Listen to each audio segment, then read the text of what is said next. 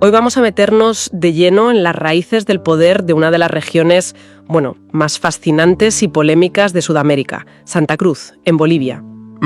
Sí. Tenemos sobre la mesa un estudio exhaustivo de la Fundación Tierra que se titula Los varones del Oriente, el poder en Santa Cruz ayer y hoy. Y la misión, yo diría, es entender cómo se forjó allí una de las élites económicas más potentes del continente y cuál es su proyecto político.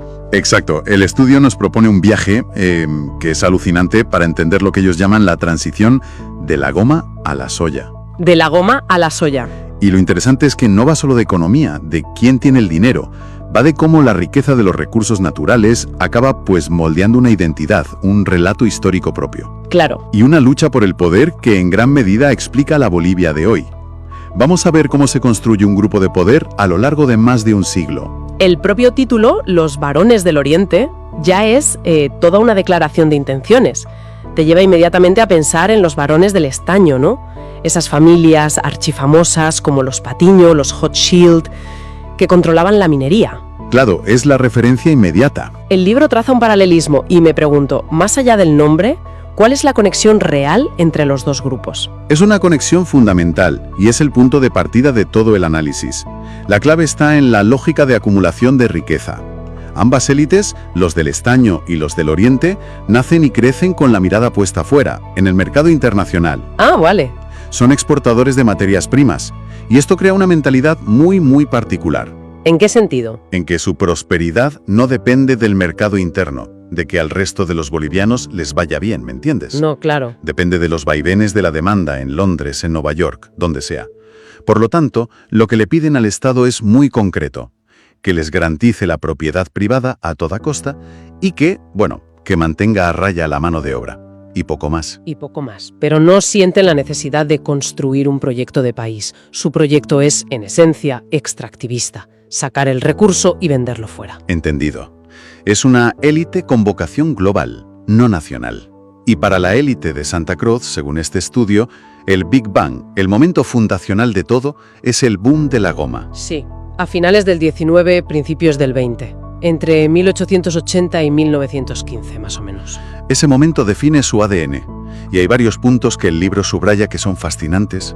A ver. El primero es que, contra lo que uno podría pensar, la riqueza inicial no viene de la tierra, no viene de la agricultura. Ah, no. Viene del comercio. Se crean enormes casos comerciales para exportar la goma de la selva e importar de todo, desde herramientas hasta productos de lujo de Europa. O sea que los fundadores de esta élite son comerciantes, no son terratenientes. Exacto. Y aquí viene el segundo punto clave. Muchos de los protagonistas no eran de allí. El estudio destaca el papel decisivo de los inmigrantes europeos, sobre todo alemanes. Interesante. Nombres como Zeller, Schweitzer, Elsner aparecen constantemente. Fundan casas comerciales que, y esto es muy importante, sobreviven al fin del auge de la goma. Se reconvierten, se diversifican. Se adaptan, claro. La historia es curiosa. Llegaban como empleados de otras empresas y en muy poco tiempo, por su conocimiento del mercado europeo, se convertían en los principales inversores. Y mencionabas un tercer elemento, que es geográfico. El dinero no se queda donde se produce. Claro, es que tiene toda la lógica. La goma se extraía en el noreste de Bolivia, en plena Amazonía, en condiciones durísimas.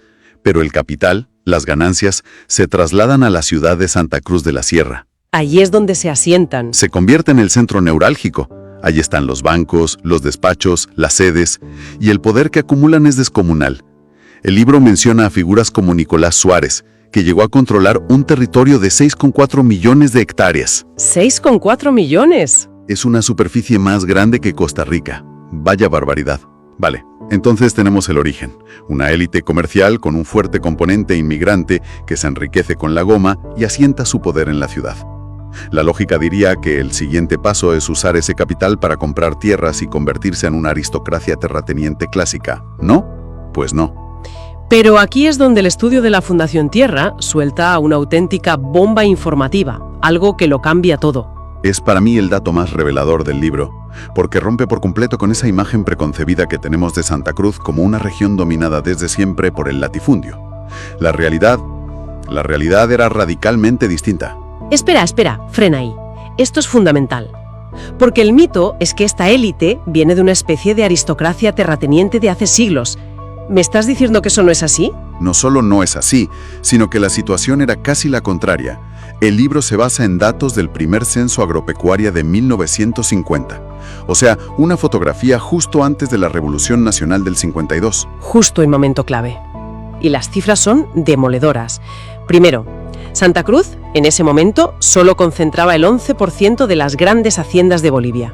Solo el 11%. Sí, muchísimas menos que regiones andinas como Cochabamba o La Paz. O sea que el latifundio no era para nada la forma dominante de propiedad en la región. Para nada. Pero el dato más increíble es otro.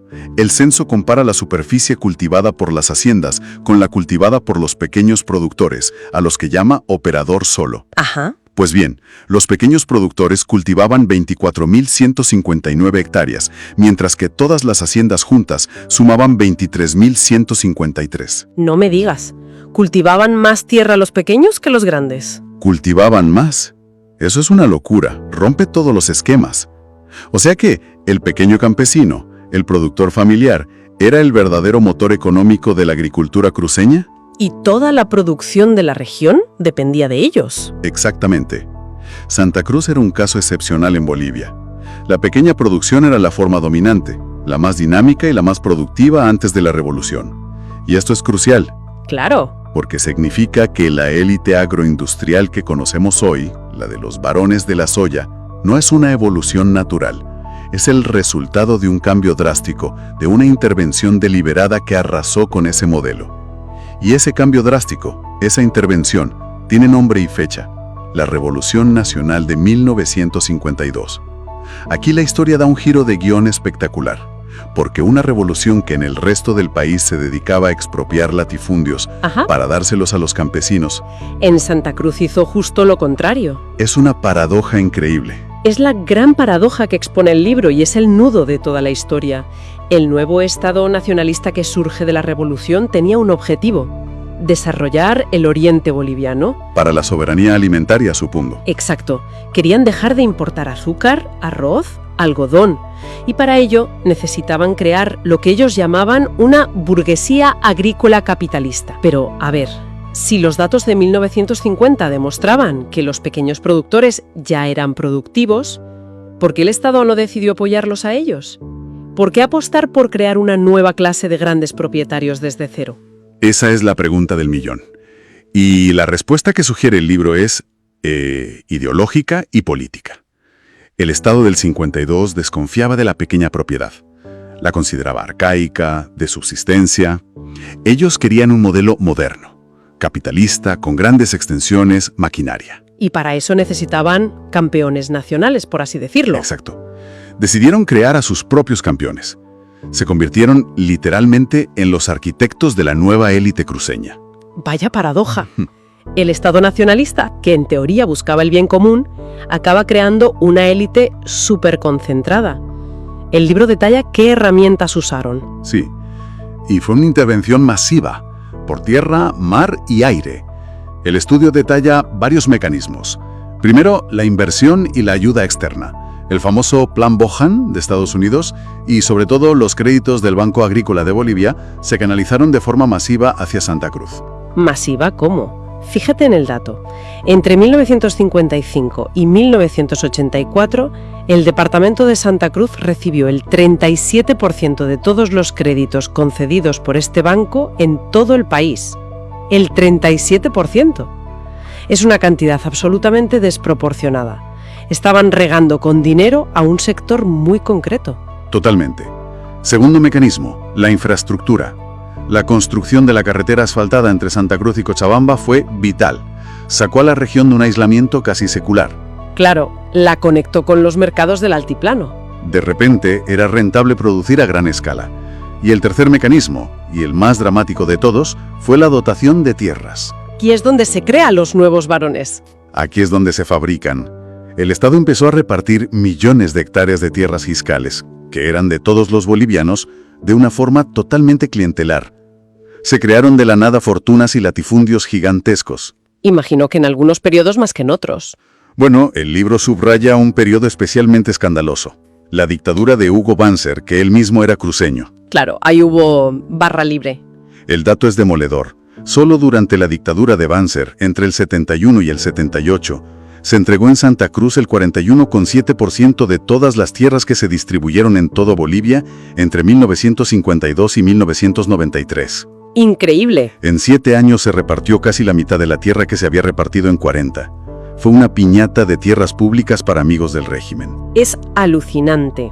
O sea que el Estado central no solo puso las bases, sino que financió, construyó las carreteras y regaló la tierra que cimentó el poder de una élite regional que, décadas más tarde, se iba a convertir en su principal. En su principal enemigo político. La criatura se revuelve contra su creador. Es la definición perfecta. Con esas bases, el modelo económico fue evolucionando. Del azúcar y el algodón en los 60 y 70 se pasó al gigantesco boom de la soya en los 90. ¿Que lo consolida todo? Sí, consolida definitivamente el poder económico de esta élite. Pero, y esto el libro lo deja clarísimo, no se puede entender este poder económico sin su otra cara. Un proyecto político e ideológico muy sofisticado. Son inseparables. Claro, el poder económico necesita una narrativa que lo justifique, un relato que le dé legitimidad y un proyecto político que lo defienda. Y ahí es donde entran conceptos como la cruceñidad y la famosa demanda de autonomía. Sí, y el estudio lo analiza de una forma muy detallada. Según su análisis, esta élite, que se articula a través del Comité Pro Santa Cruz, fundado en 1950, justo antes de todo esto, ¡qué casualidad!, construye una ideología regional potentísima y se apoya en varios pilares. El primero es la idea de cruceñidad. ¿Y cómo la definen? Se define como una identidad cultural propia, distinta al resto de Bolivia. Se forja sobre la idea de un supuesto aislamiento histórico, de haber sido siempre marginados por el poder de la paz, y más recientemente de sufrir el avasallamiento por los migrantes andinos. A los que despectivamente se les llama collas. Exacto. Es la creación de un nosotros muy fuerte y muy definido. Y para que ese nosotros sea fuerte, necesita una historia propia, un relato de origen que lo distinga del resto. Ese es el segundo pilar. Se elabora una narrativa histórica a medida. Presenta a Santa Cruz como si fuera una entidad con un espíritu independiente, casi ajeno a Bolivia desde la época colonial. Reivindicando figuras históricas propias y demás. Claro, se reivindican figuras como el conquistador Ñuflo de Chávez, para argumentar un origen diferente, no alto peruano como el del resto del país.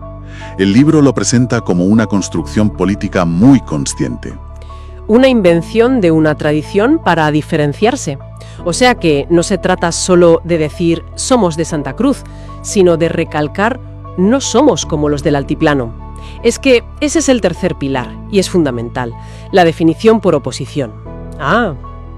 La identidad cruceña se solidifica al definirse en contra de un otro, el mundo andino, indígena, el colla. El libro menciona cómo se utilizan y a veces se manipulan ciertos episodios históricos. Por ejemplo, la supuesta resistencia de tribus locales a la expansión del imperio inca.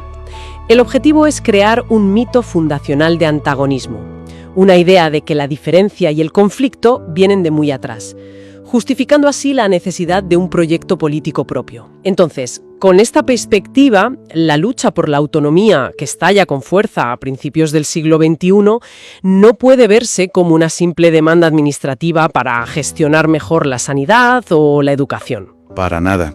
Según la interpretación del libro, la autonomía es la culminación de todo este proyecto. Es la herramienta política diseñada para blindar el modelo económico. El objetivo final es... El objetivo final, argumentan, es asegurar el control absoluto sobre el territorio, y sobre todo sobre la tierra y los recursos naturales. Con un estatuto autonómico propio, pueden proteger su modelo de las políticas redistributivas que puedan venir del Estado central. Es el último paso para consolidar el poder de los varones.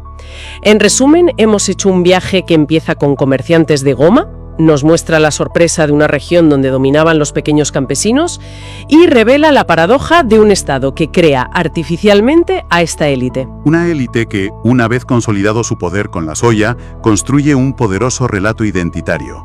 Para lanzar un proyecto político, el de la autonomía, que desafía a su propio creador. Exacto. El libro Los varones del Oriente argumenta en definitiva que la lucha por la autonomía es en el fondo la lucha de esta élite por preservar su modelo económico, protegiéndolo de un proyecto nacional que ya no controla y que percibe como una amenaza.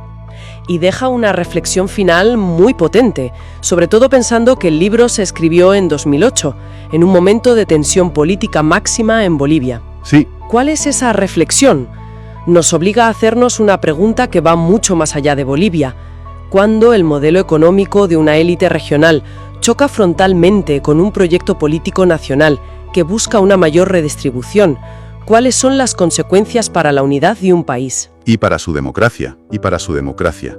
Y sobre todo, nos obliga a mirar con ojo crítico cómo se reescribe y se utiliza la historia, cómo se construyen identidades para legitimar las posturas de cada bando en las batallas del presente. Esa es una pregunta que sin duda sigue resonando con mucha fuerza hoy en día en muchísimas partes del mundo.